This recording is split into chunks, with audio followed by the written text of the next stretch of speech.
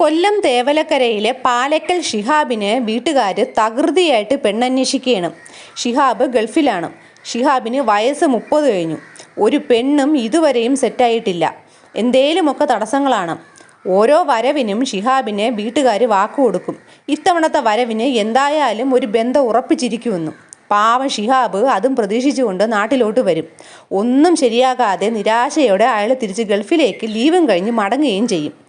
സാഹികെട്ട് ഷിഹാബ് വീട്ടുകാരോട് പറഞ്ഞു, എനിക്കിനി നിങ്ങൾ പെണ്ണ് നോക്കണ്ട, ഞാൻ കല്യാണമേ കഴിക്കുന്നില്ല. വീണ്ടും പെണ്ണന്വേഷണവുമായിട്ട് ഇങ്ങനെ മുന്നോട്ട് പോവുകയാണ്. ഒടുവിൽ ഷിഹാബിനെ വീട്ടുകാർ വിളിക്കുകയാണ്. ഒരു സന്തോഷ വാർത്ത പറയാനുണ്ട്, നിനക്ക് നല്ലൊരു പെൺകുട്ടിയുടെ ബന്ധം ഒത്തു വന്നിട്ടുണ്ട്, കയറി പോരെ എന്നും. കല്യാണം വേണ്ട എന്ന് പറഞ്ഞെങ്കിലും ഇത് കേട്ടപ്പോൾ അയാൾ സന്തോഷിച്ചു. ഷിഹാബ് നാട്ടിൽ പറന്നെത്തി. വാളക്കോടുള്ള ഷാജിറയെ കാണാനാണ് ഷിഹാബ് എത്തുന്നത്. കാണാൻ മിടുക്കിയായ ഒരു പെൺകുട്ടി. വീട്ടുകാർ ബ്രോക്കർ വഴിയിട്ടാണ് ഷാജിറയെ കണ്ടുവച്ചിരുന്നത്. ഷിഹാബിന് ഷാജിറയെ കണ്ടപ്പോഴേ ഇഷ്ടപ്പെട്ടു. അങ്ങനെ ഷാജിറയുടെയും ഷിഹാബിൻ്റെയും കല്യാണം ആ ലീവിന് തന്നെ വീട്ടുകാർ നടത്തി. പക്ഷേ പുതുമോടി തീരും മുന്നേ അയാൾക്ക് തിരിച്ചു പോകണം. മനസ്സില്ലാ മനസ്സോടെ ഷിഹാബ് ഭാര്യയെ തനിച്ചാക്കിയിട്ട് തിരിച്ച് ഗൾഫിലേക്ക് പറന്നു. അവിടെ ഇരുന്നിട്ടും ഭാര്യയെപ്പറ്റി തന്നെയാണ് ഈ ഷിഹാബിൻ്റെ ചിന്ത മുഴുവൻ. ഫോൺ വിളിക്കും, സംസാരിക്കും, വീഡിയോ കോൾ ചെയ്യും, എല്ലാം ഉണ്ട്. എന്നാലും ഭാര്യയെ നേരിട്ട് കാണാൻ പറ്റാത്തതിൽ അയാൾക്ക് വല്ലാത്ത വിഷമമായിരുന്നു. വല്ല വിധേനയും കടിച്ചു പിടിച്ച് ഷിഹാബ് 1 വർഷം തികച്ചു. അടുത്ത ലീവിന് തന്നെ അയാൾ നാട്ടിലേക്ക് തിരിക്കുകയാണ്. എയർപോർട്ടിൽ എത്തിയ ഷിഹാബ് കാണുന്നത് വീട്ടുകാരൊക്കെ വരവേൽക്കാൻ നിപ്പുണ്ട്. പക്ഷേ അക്കൂട്ടത്തിലൊന്നും തൻ്റെ ഭാര്യയില്ല. അവൾ എവിടെയെന്ന് അയാൾ ചോദിച്ചു. അവൾ വരുന്നില്ല എന്ന് പറഞ്ഞുവെന്ന് ഷിഹാബിൻ്റെ സഹോദരി മറുപടിയും പറഞ്ഞു. ആകെ ടെൻഷനായി ഷിഹാബിന്. അതെന്തിന് ഷാജിറ അങ്ങനെ പറഞ്ഞു? 1.5 മാസം കഴിഞ്ഞ് പോയിട്ട് താൻ വരുന്നത് 1 കൊല്ലം കഴിഞ്ഞാണ്. അങ്ങനെ ഒരു ഭാര്യ മാറി നിൽക്കുമോ? അയാളുടെ മനസ്സിൽ നിരവധി ചോദ്യങ്ങളായിപ്പോയി. എന്തായാലും വീട്ടിലെത്തുമ്പോൾ അറിയാമല്ലോ എന്ന് കരുതി അയാൾ ക്ഷമയോടെ വീട്ടിലേക്ക് പോവുകയാണ്. അവിടെ എത്തിയ ഷിഹാബ് നേരെ മേളത്തെ ബെഡ്റൂമിലേക്ക് ഓടിച്ചെന്നു. അവിടെ അയാൾ കാണുന്നത് മുറി ചാരിയിട്ടിരിക്കുകയാണ്. പതുക്കെ ചെന്ന് നോക്കിയപ്പോൾ അയാൾ കണ്ടത് മറ്റൊരു കാഴ്ചയായിരുന്നു. ശരിക്കും എന്താണ് ഷാജിറ ചെയ്തത്? ഷിഹാബിൻ്റെ ജീവിതത്തിൽ പിന്നീട് ഉണ്ടായത് എന്തെല്ലാം? നമുക്ക് ആ പല ട്വിസ്റ്റുകൾ നിറഞ്ഞ സംഭവത്തിലേക്ക് പോകാം. ക്രൈം ത്രില്ലർ സ്റ്റോറീസ് കേൾക്കാൻ താല്പര്യമുള്ളവരാണ് നിങ്ങളെങ്കിൽ എൻ്റെ ഈ ചാനൽ ഒന്ന് സബ്സ്ക്രൈബ് ചെയ്യണേ. ഈ വീഡിയോയ്ക്ക് ഒരു ലൈക്കും ഹൈപ്പും തരൂ. Welcome back to Sheeja's creations. ഷാജഹാൻ്റെയും നസ്രിയുടെയും മകളാണ് ഈ ഷാജിറ. ഷാജിറ MSc കാരിയാണ്. ജോലിയൊന്നും ആയിട്ടില്ല. അങ്ങനെ നിന്നപ്പോഴാണ് ഷിഹാദിൻ്റെ പ്രപ്പോസൽ വരുന്നത്. ഷിഹാദിൻ്റെ കാര്യം പറയുകയാണെങ്കിൽ ഇയാളുടേത് ഇത് 2ാം ഘട്ടമാണ്. ആദ്യ ഭാര്യ കല്യാണം കഴിഞ്ഞ് കുറച്ച് മാസങ്ങളെ ഷിഹാബുമായിട്ട് ജീവിച്ചുള്ളൂ. ഇരുവരും പിന്നീട് ഡൈവേഴ്സായി. അപ്പോഴാണ് 2ാമതൊരു കല്യാണം വീട്ടുകാർ ആലോചിച്ച് തുടങ്ങിയത്. ഷിഹാബിനും പൂർണ്ണ സമ്മതമാണ്. കുറേ അന്വേഷിച്ചതിനൊടുവിലാണ് ഈ ഷാജിറയെ കാണാൻ ഷിഹാബ് വീട്ടുകാർക്കൊപ്പം എത്തുന്നത്. പക്ഷേ ഷാജിറയെ കണ്ടതും അയാളുടെ മുഖം ഒന്ന് ചുളിഞ്ഞു. വീട്ടിൽ പോയിട്ട് ആലോചിച്ച് മറുപടി പറയാമെന്ന് ഷിഹാബും വീട്ടുകാരും പറഞ്ഞിട്ട് തിരിച്ച് വീട്ടിലേക്ക് വരികയാണ്. ഷിഹാബ് വീട്ടുകാരോട് പറഞ്ഞു, എനിക്ക് ആ പെണ്ണിനെ പിടിച്ചില്ല. അവളാണെങ്കിൽ കറുത്ത നിറമാണ്. വെളുത്ത എനിക്ക് കറുത്ത പെണ്ണിനെ വേണ്ട. ഷാജിറയുടെ നിറം ഇത്തിരി കറുത്തതാണ്. ഈ ഷിഹാബിൻ്റെ കണ്ണിൽ കണ്ട ഏറ്റവും വലിയ കുറവും അതുതന്നെ. അവന് വെളുത്ത പെണ്ണിനെ മതി എന്ന് പറഞ്ഞ് ഒറ്റേ നിപ്പാണ്. അവനോട് കല്യാണ ബ്രോക്കറും വീട്ടുകാരും ഒക്കെ പറഞ്ഞു, ആ കുറവ് നീ കാര്യമാക്കണ്ട, നിനക്കും ഉണ്ടല്ലോ കുറവ്, 2ാം ഘട്ടമല്ലേ. എന്തായാലും ആ കുറവിനും കൂടെ ചേർത്തുള്ള സ്ത്രീധനം അവർ നമുക്ക് തരും. അതൊക്കെ നമ്മൾ പറഞ്ഞ് സെറ്റ് ചെയ്തിട്ടുണ്ട്. 50 പവന് ഒരു വെളുത്ത കാറുമാണ് നിനക്ക് കിട്ടാൻ പോകുന്നത്. അത് കേട്ട് അവൻ്റെ കണ്ണ് തള്ളിപ്പോയി. 2ാം ഘട്ടമായ എനിക്ക് ഇത്രയും കിട്ടുമല്ലോ, അപ്പോൾ പിന്നെ ഈ പെണ്ണിത്തിരി കറുത്ത് ഇരുന്നാലും അത് സാരമില്ല എന്ന് അവനങ്ങ് സമാധാനിക്കുകയാണ്. ഷാജിറയുടെ നിറത്തിനും ചേർത്താണ് ഈ വില ഇട്ടിരിക്കുന്നതെന്ന് പാവ ആ പെൺകുട്ടിയോ അവളുടെ വീട്ടുകാരോ അറിഞ്ഞില്ല. കണ്ട മാത്രയിലെ പെൺകുട്ടിയെ ഇഷ്ടപ്പെട്ടു എന്നാണ് ഇവർ ആ കുടുംബത്തിനോട് പറഞ്ഞിരുന്നത്. അങ്ങനെ കല്യാണം കഴിഞ്ഞ് ഷിഹാബിൻ്റെ വീട്ടിൽ ഒരുപാട് പ്രതീക്ഷയുമായിട്ട് ഷാജിറ എത്തി.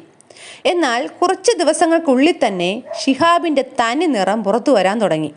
ഷിഹാബിന് ഷാജിറയുടെ നിറം തന്നെയാണ് വീണ്ടും പ്രശ്നം. നിറം കുറഞ്ഞതിൻ്റെ പേരിൽ ഷാജിറയെ ഓരോന്നും പറഞ്ഞ് ഇയാൾ ഇങ്ങനെ കുത്തി നോവിക്കലാണ് മെയിൻ പരിപാടി. പുറത്തൊന്നും നാണക്കേട് കരുതി ഭാര്യ ഇയാൾ കൂട്ടിക്കൊണ്ടു പോകാൻ പോലും തയ്യാറല്ല.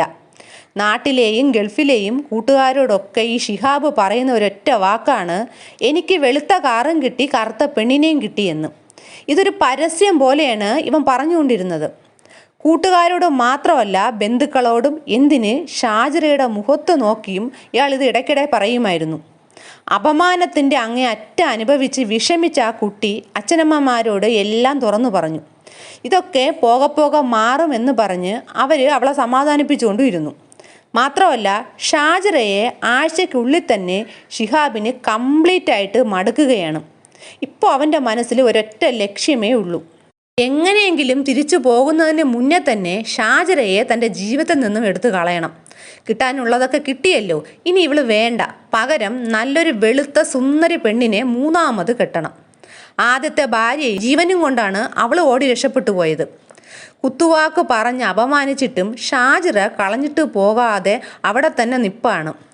ഒരു ലക്ഷണവുമില്ല ഷാജിറ പോകുന്നതിൻ്റെ.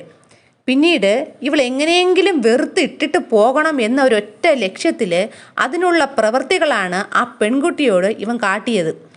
നിറത്തിൻ്റെ പേരും പറഞ്ഞ് കാണാൻ കൊള്ളില്ല എന്നൊക്കെ പറഞ്ഞിട്ട് അവളെ അപമാനിക്കുന്നത് കൂടാതെ നിസ്സാര കാര്യത്തിന് ഉപദ്രവിക്കുകയും ചെയ്യാൻ തുടങ്ങി. സ്വന്തം വീട്ടിലേക്ക് ഫോൺ വിളിക്കാൻ പോലുമുള്ള സ്വാതന്ത്ര്യം ഈ 1.5 മാസം കൊണ്ട് ഷിഹാബ് നിഷേധിച്ചു. ഒടുവിൽ ഒന്നും വർക്കൗട്ട് ആകാതെ അയാൾ തിരിച്ച് ഗൾഫിലേക്ക് പോവുകയാണ്. അവിടെ ഇരുന്നു കൊണ്ടായി ബാക്കിയുള്ള മാനസിക പീഡനം. ഷിഹാബിൻ്റെ സൈഡ് നിന്നുകൊണ്ട് അയാളുടെ വീട്ടുകാരും ഷാജിറയെ ഒറ്റപ്പെടുത്തിക്കൊണ്ടേയിരുന്നു. ഷിഹാബ് അടുത്ത ലീവിന് വരാറായപ്പോൾ ഷാജിറയ്ക്ക് ആകെ പേടിയാവുകയാണ്. സാധാരണ കല്യാണം കഴിഞ്ഞ് ഭർത്താവ് ലീവിന് വരുമെന്ന് അറിയുമ്പോഴുള്ള ഒരു സന്തോഷമൊന്നും ആ പെൺകുട്ടിക്കില്ല. മറിച്ച് ഭയമാണ്, വന്നാലുള്ള പീഡനങ്ങളും കുത്തുവാക്കുകളൊക്കെ ആലോചിച്ചിട്ട്. ഷിഹാബ് ഒരു സൈക്കോയുടെ മനസ്സുമായിട്ടാണ് നാട്ടിലേക്ക് വരുന്നത്. ഇത്തവണ ഇവളെ ഒഴിവാക്കിയിട്ടേ മടങ്ങിപ്പോകൂ എന്ന് അവൻ തീരുമാനിച്ചുറപ്പിച്ച് വരികയാണ്. നേരെ വന്ന ഷിഹാബ് മേളത്തെ ബെഡ്റൂമിൽ ചെന്നപ്പോൾ കാണുന്നത് ഇയാളുടെ വരവിൽ ഭയന്ന് ഷാജിറ ഒരു കൊച്ചു കുട്ടിയെപ്പോലെ ആ കട്ടിലിന് പിന്നിൽ ഒളിച്ചിരിക്കുന്നതാണ്. അലമാരയിലെ കണ്ണാടിയിൽ കൂടി തന്നെ അയാളത് കണ്ടു. പിന്നീടുള്ള കുറച്ച് ദിവസങ്ങൾ മാനസികവും ശാരീരികവുമായിട്ടുള്ള പീഡനങ്ങളായിരുന്നു അവൾക്ക്. കൂട്ടത്തിൽ ഈ പരസ്യം പറച്ചിലും, എനിക്ക് വെളുത്ത കാറ് കിട്ടി കറുത്ത പെണ്ണിനെയും കിട്ടി. ആട്ടും തുപ്പും സഹിച്ച് ഷാജിറ ആ വീടിൻ്റെ പടി ഇറങ്ങാതെ അവിടെ തന്നെ കഴിയുകയാണ്. ഒരു ദിവസം, അതായത് 2023 ഓഗസ്റ്റ് 9 ഷിഹാബ് അടിമുടി ആളാകെ മാറുകയാണ്.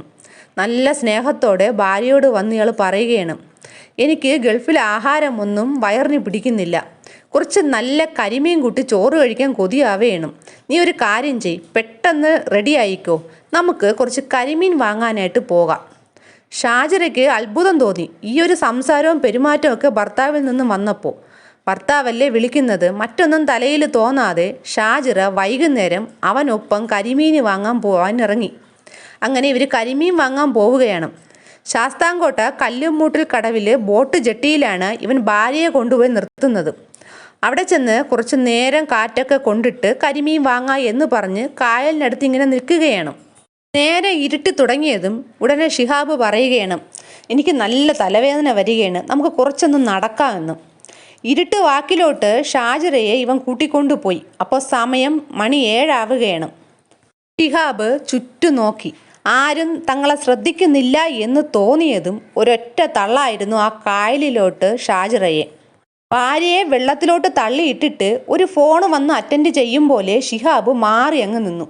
ആ സമയം ഷാജിറയുടെ വെള്ളത്തിൽ കിടന്നുള്ള നിലവിളി കേട്ട് ആൾക്കാരൊക്കെ ഓടിക്കൂടി. ഷിഹാബിനോട് ചിലർ ചോദിക്കുന്നുണ്ട്, ആര് വെള്ളത്തിൽ വീണതെന്ന്. എനിക്കറിയില്ല, അവിടെ ഒരു പെണ്ണ് നിൽപ്പുണ്ടായിരുന്നു, ഞാൻ കുറച്ച് മുമ്പും കൂടി അവളെ കണ്ടതാണ് എന്ന് ഇവൻ പറഞ്ഞ് അഭിനയിക്കുകയാണ്. ആരൊക്കെയോ ചേർന്ന് ഷാജിറയെ രക്ഷപ്പെടുത്തി കരയിൽ കൊണ്ട് കിടത്തിയതും ഷിഹാബ് ഒരൊറ്റ നിലവിളിയാണ്, അയ്യോ ഇതെൻ്റെ ഭാര്യയാണേ എന്നും പറഞ്ഞു. അവിടെ ഒരു നേഴ്സ് നിൽപ്പുണ്ടായിരുന്നു. ആംബുലൻസ് ആരോ വിളിച്ചെത്തിയതും ഷാജിറയെയും ഷിഹാബിനെയും ആ നേഴ്സിനെയും കൂട്ടി ആംബുലൻസ് ആശുപത്രിയിലേക്ക് ചീറിപ്പാഞ്ഞു. ഈ നേഴ്സ് കരഞ്ഞുകൊണ്ടിരിക്കുന്ന ഷിഹാബിനോട് ബോധം പോയി കിടക്കുന്ന ഭാര്യയ്ക്ക് ഭർത്താവല്ലേ കൃത്രിമ ശ്വാസം കൊടുക്കാൻ പറയുകയാണ്. എന്നാൽ കൃത്രിമ ശ്വാസം കൊടുക്കാൻ അറിയാത്ത ഒരാളെപ്പോലെ അയാൾ ഈ ഷാജിറയുടെ മൂക്കും വായും ഒക്കെ പൊത്തി പിടിച്ചു. ഇത് കണ്ട് നേഴ്സ് പറഞ്ഞു, നിങ്ങളിത് എന്താണ് ചെയ്യുന്നത്, അറിയാൻ പാടില്ലെങ്കിൽ ചെയ്യേണ്ട വിട്ടേരെ എന്നും. അവർക്കറിയില്ലല്ലോ ബോധം മാത്രം പോയ വിഷമത്തിലാണ് ഷിഹാബ് വീണ്ടും കൊല്ലാൻ ശ്രമിക്കുന്നതെന്നും. ആശുപത്രിയിൽ ഷാജിറയെ എത്തിച്ചതോടെ വായിൽ നിന്നും ഇങ്ങനെ നൊരയും പതയൊക്കെ വരികയാണ്. ഉടനെ തന്നെ ഡോക്ടേഴ്സ് ICUവിലേക്ക് മാറ്റി.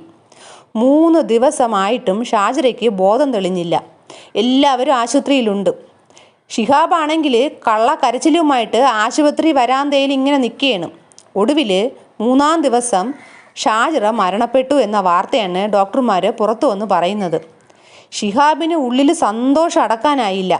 ഷാജിറ കണ്ണു തുറക്കല്ലേ എന്നാണ് അയാളുടെ പ്രാർത്ഥനയായിരുന്നത്. ആ പ്രാർത്ഥനയ്ക്ക് ബലം കണ്ടു. അങ്ങനെ മരണമൊക്കെ കഴിഞ്ഞു, ദിവസങ്ങൾ കഴിഞ്ഞുപോയി.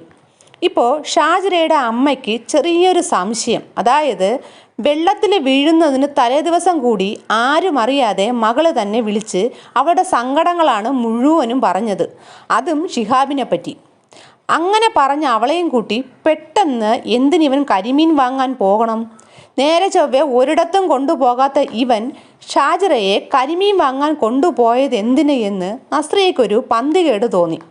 ഇതിനിടയ്ക്ക് ഷിഹാബിൻ്റെ പെരുമാറ്റത്തിലും ഭാര്യ മരിച്ച ഒരു സങ്കടമൊന്നും പിന്നെ കാണാനില്ല. മാത്രമല്ല കുട്ടികളൊന്നും ഇല്ലാത്തത് കൊണ്ട് തന്നെ കൊടുത്ത സ്വർണമൊക്കെ ഷാജഹാനും നസ്രിയയും ഷിഹാബിനോട് തിരിച്ചു ചോദിച്ചു. എന്നാൽ ഇതിലൊരു സാധനവും താൻ തരില്ല, ഇതെല്ലാം എൻ്റെ ഭാര്യയുടേതാണ്, എനിക്ക് അവകാശപ്പെട്ടതാണെന്നാണ് ഇവ ഒരൊറ്റ ഡയലോഗ് അടിക്കുന്നത്. അയാളുടെ വായിൽ നിന്നും വന്ന ആ ഒരൊറ്റ ഡയലോഗാണ് അയാളുടെ കുഴി തോണ്ടിയതും. എല്ലാം കൂട്ടി വായിച്ചപ്പോൾ ഷാജിറയുടെ മാതാപിതാക്കൾക്ക് നേരെ ഒരു സംശയം വരികയാണ്. അതായത് ഷിഹാബിന് നേരെ. മകളെ അപായപ്പെടുത്തിയതാണെന്നും പറഞ്ഞ് ഇതുവരെ നടന്ന എല്ലാ കാര്യങ്ങളും പറഞ്ഞ് സ്റ്റേഷനിൽ ഈ അച്ഛനമ്മമാരെത്തുകയാണ്. പക്ഷേ പോലീസിന് ഇവിടെ ഒന്നും ചെയ്യാൻ കഴിയുന്നില്ല. കാരണം ഒരൊറ്റ തെളിവും ഇവനിലോട്ട് എത്താനില്ല. ഷാജഹാൻ വിട്ടില്ല. അയാൾ മകളുടെ മരണത്തിന് ഉത്തരവാദിയെ കണ്ടുപിടിക്കണമെന്ന് പറഞ്ഞ് ഷിഹാബിൻ്റെ പേരിൽ തന്നെ ഉന്നത തലത്തിൽ പരാതിയുമായി എത്തി. ഒടുവിൽ 2017 ഈ കേസ് ക്രൈംബ്രാഞ്ചിൽ വിടുകയും ചെയ്തു. എന്നാൽ അവർക്കും മതിയായ തെളിവൊന്നും കിട്ടാതെ അവരിങ്ങനെ നിൽക്കുകയാണ്. ഏകദേശം ഈ കേസ് 6 തണുത്തൊരു മട്ടിലായി. എല്ലാവരും ഈ കേസ് മറന്ന ഒരു രീതിയിലായി. ഇതിനിപ്പോൾ ഒന്നും നടക്കില്ല എന്നൊരു മട്ടായി. അങ്ങനെ 8 വർഷങ്ങൾ ഇഴഞ്ഞുപോയി. 8 വർഷത്തിന് ശേഷം ഷാജിറയുടെ കൊലപാതകയെ തൂക്കി ക്രൈംബ്രാഞ്ച്. ഷാജിറയുടെ ഭർത്താവ് ഷിഹാബ്. ഒരു തെളിവും ദൃക്സാക്ഷിയും ഇല്ലാതിരുന്ന ഈ ഒരു കേസ് ശാസ്ത്രീയ പരിശോധനയിലൂടെയാണ് കൊലപാതകമെന്ന് കണ്ടെത്തിയത്.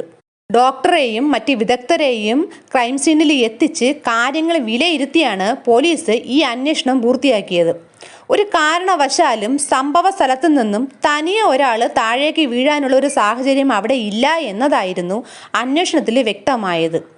അതോടെ ഈ കണ്ടെത്തലുകളോടെ ഷിഹാബ് എന്ന വ്യക്തിയെ പോലീസ് നല്ല രീതിയിൽ ചോദ്യം ചെയ്യുകയാണ്.